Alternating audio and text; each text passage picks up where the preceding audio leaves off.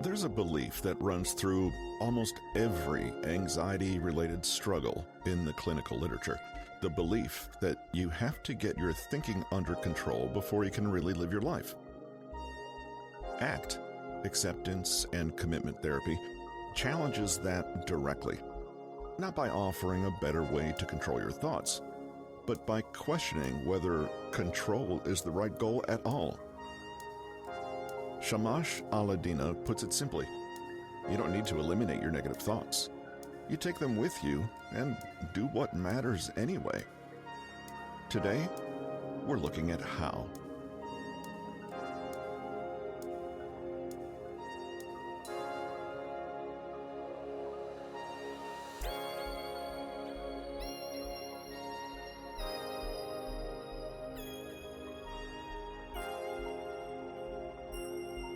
Defuse from thoughts and do what matters anyway. You don't need to eliminate your negative thoughts. Take them with you and do what matters. What a relief. Shamash Aladina. Big idea? Sometimes we tell ourselves that we can only be happy once we get on top of our faulty thinking, once and for all. However, real liberation comes from knowing that we can experience anxiety, uncertainty, and discomfort and still live a rich, meaningful life anyway, right now. Overthinkers can be hard on themselves, really hard on themselves. They can turn everything, including their own anxious rumination, into something to beat themselves up with. They can feel like they're broken, crazy, irredeemable. Without knowing it, they develop the belief that anxiety is standing between them and the good life. In other words, as long as they experience negative thought patterns, then they cannot live well, accept themselves, succeed, or be happy. But what if this belief is part of the problem? Action and commitment therapy, or ACT, is not about finding that magical solution to get rid of anxiety once and for all. Instead, it's about living well anyway. You can be present. You can do what matters. You can live according to your values. You can have a meaningful and full life, and you can do it even though you experience anxiety. How? We do it not by changing our thoughts. We do it by changing our relationship to our thoughts. Thoughts are passing electrochemical events in our brains. They're words and symbols. That's all. They don't have the power to define who we are, and they don't control us. Negative thoughts are normal.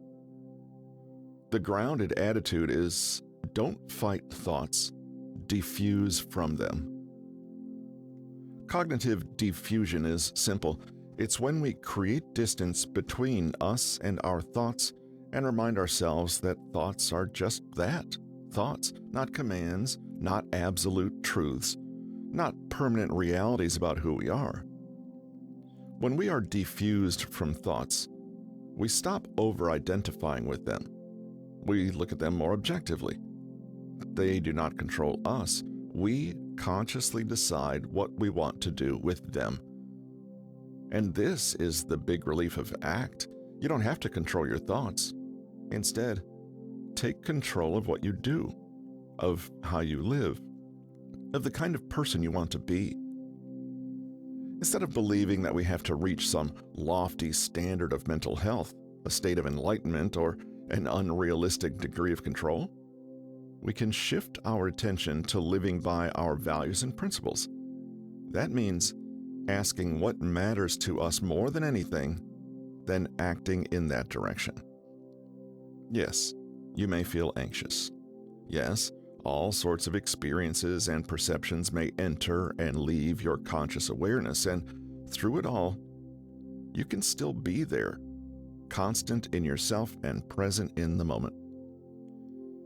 A study in the journal Behaviour Change found that ACT was at least as effective as CBT at reducing generalized anxiety symptoms, and in many cases, it might work more quickly than CBT. The authors concluded that the reason both CBT and ACT work is because they both support psychological flexibility.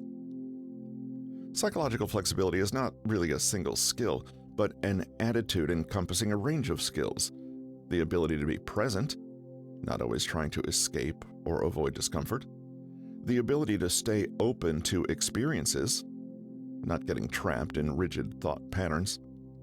The ability to adjust behavior so that it aligns with values, even when emotions are running high, not fusing with thoughts or being reactive.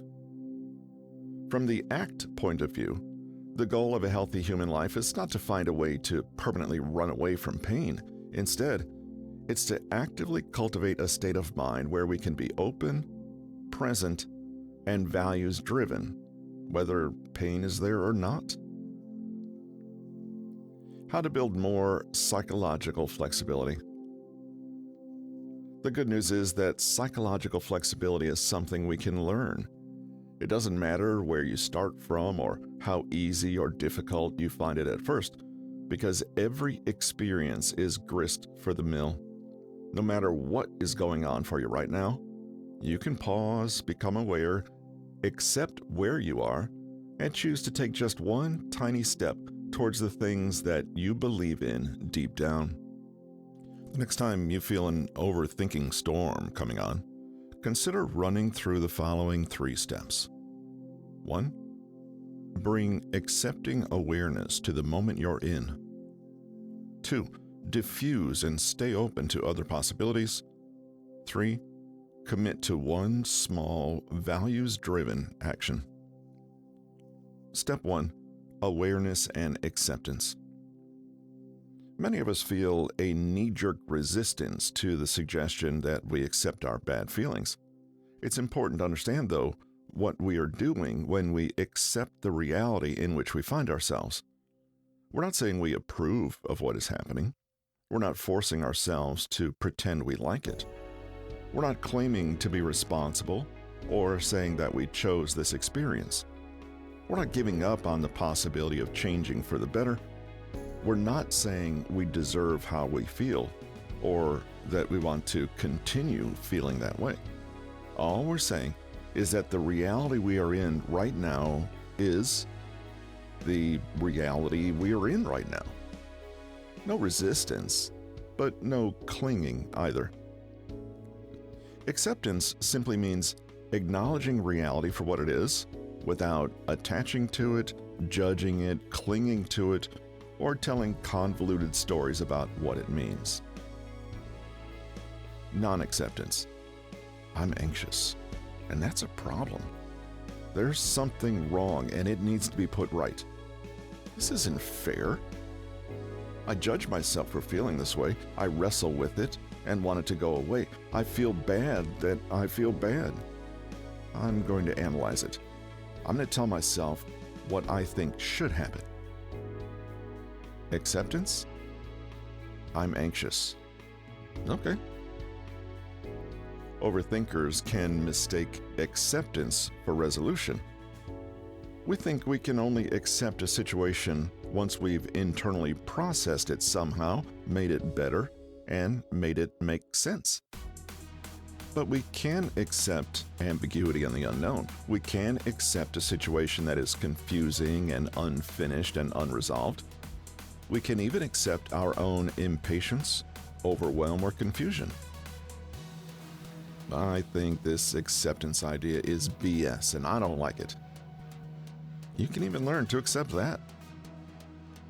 Part of psychological flexibility means having the courage to be present with your experience right now, exactly as it is, without escaping or going into avoidance.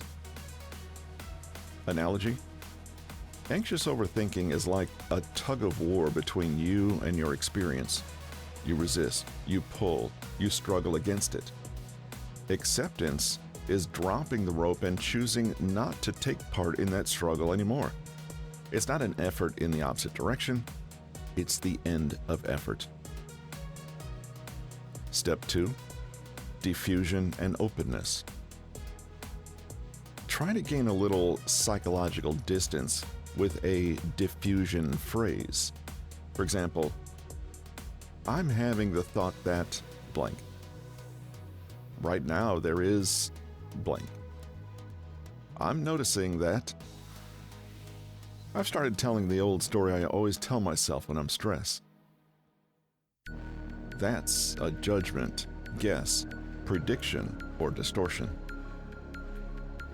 Consciously reframe your anxious experience as a discrete mental event, not a command, not a permanent reality, not something that defines you as a person forever.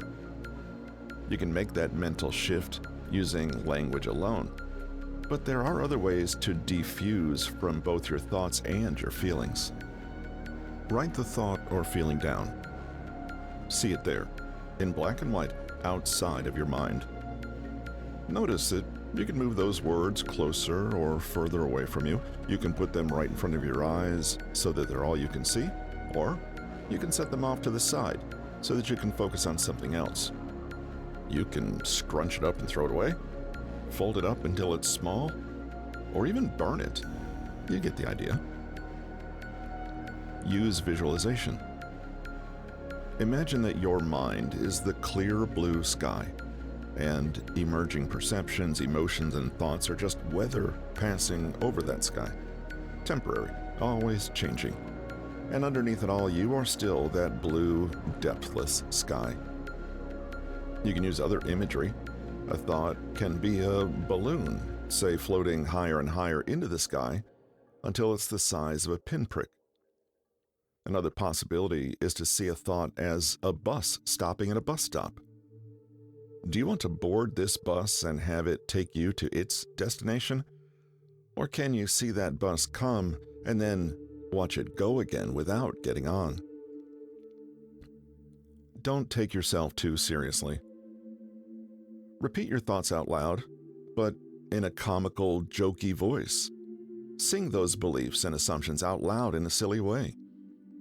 Give your anxious thought patterns a name and character, and make that character ridiculous. ACT therapists sometimes give the analogy of a bus filled with unruly and argumentative passengers. As the bus driver, you can be aware of their antics, but at the end of the day, you're the one who decides where the bus goes. Step 3. Take a step toward your values. Your mind is anxiously chattering about something? Okay, fine. Let it do that. In the meantime, why don't you go off and do something meaningful? This is the spirit of committed, values-driven action, and it's naturally a big part of action and commitment therapy. Remind yourself, I don't need mental quiet to live my day. The irony is that you often do find mental quiet by letting go of the struggle and getting on with living your life. Anxious overthinking is a rat race. It's a game that doesn't go anywhere. There's no way to win. It's a game where the more you try to fight, the more you get tangled up. So, stop trying. Drop the rope and go and find something that truly fulfills you.